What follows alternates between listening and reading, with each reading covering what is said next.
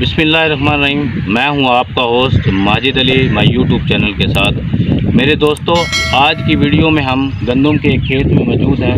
गंदम की ये जो वैरायटी है ये है बकर फ़खर के में प्लाट में मौजूद हैं। इसका सिट्टा भी मौजूद है।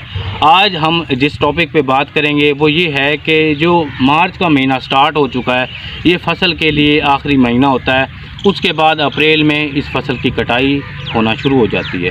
तो अब करना क्या होता है, बहुत सारे काश्तकार भाई देखें, ज़मीन को तैयार करते हैं, उसमें बीज डालते हैं, उसके बाद उसको पानी लगाते हैं, उसके बाद उसमें यूरिया भी डालते हैं, 2 बोरी यूरिया भी डाली, उसके बाद DAP भी डाली, अदर फर्टिलाइज़र भी कोशिश करते हैं, डालते हैं। लेकिन उसके बाद देखें, पहले पत्ते निकलते हैं, फिर तन्ना बनता है और फिर जो है वो सिट्टे बनने का अमल शुरू होता है। ये जो इस स्टेज पर जो फसल मौजूद है, ये सिट्टे जो बन रहे हैं, ये जो स्टेज है ये बहुत अहम है।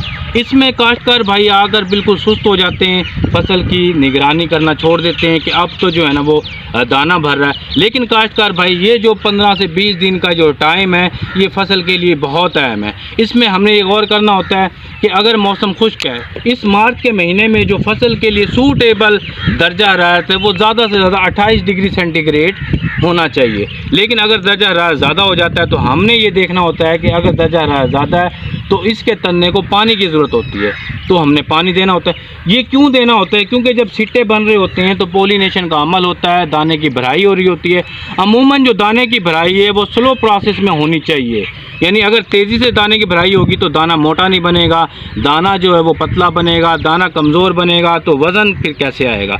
लेकिन सारी जो मेहनत हम करते हैं काश्तकार भाई, वो इसीलिए करते हैं कि जो हमारे दाने का वज़न है वो ज़्यादा हो, 70 से 80 मन तक हमारी पैदावार हो। तो सारी कोशिशें, ये जो खाद दी गई है, पानी दिया गया है, मेहनत की गई है, ये दाने को मोटा करने के लिए हम कहते हैं कि ताकि हमारी फसल जो है वो ज़्यादा ताकतवर और ज़्यादा वज़नी पैदा हो।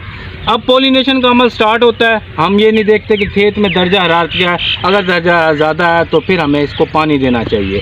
पॉलिनेशन का अमल ज़्यादा जितना जल्दी बेहतर होगा, क्योंकि स्लो प्रोसेस में अगर दाना भरेगा तो दाने भरने की जो मुद्दत है वो 20 दिन होती है और 13 दिन भी होते हैं। अगर 13 दिन के अंदर दाना की भराई हो रही है, पोलन्स आपस में मिल रहे हैं और जल्दी दाना भर जाता है, किसी वजह से अगर मौसम ज़्यादा हार्ड हो जाता है, दर्जा ज़्यादा हो जाता है और इसका तना जो है वो दाने को खुराक दे रहा होता है। अब तना कमज़ोर हो जाता है, अगर इसको पानी सही नहीं मिल रहा, इसको खुराक सही नहीं मिल रही। और ये जो आपको चाहिए कि एंड पर पोटाश का इस्तेमाल ज़रूर करें। कि पोटाश क्या करती है, ये जो पोटाश है ये तन्ने से तमाम खुराक खींचकर अब दानों को पहुंचा रही होती है। दाना जो है वो दूधिया हो जाता है, बूर इसका अब ढल रहा है, गिर रहा है। अब देखें दाना बिल्कुल दूध निकल रहा है इसमें। ये जो स्टेज है ये बहुत अहम है।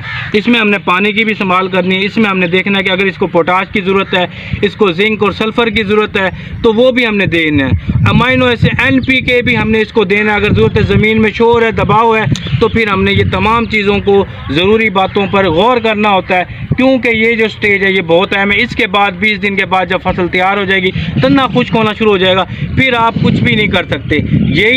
यही दिन है। आप इसको देखें, इसके दर्जा हरारत को देखें, इसको जिस चीज़ की अगर एंड पे ज़रूरत है तो वो आप ज़रूर दें। तो लिहाजा ताकि आपका जो दाना है वो वज़नी हो और आपकी जो पैदावार है वो ज़्यादा से ज़्यादा हो।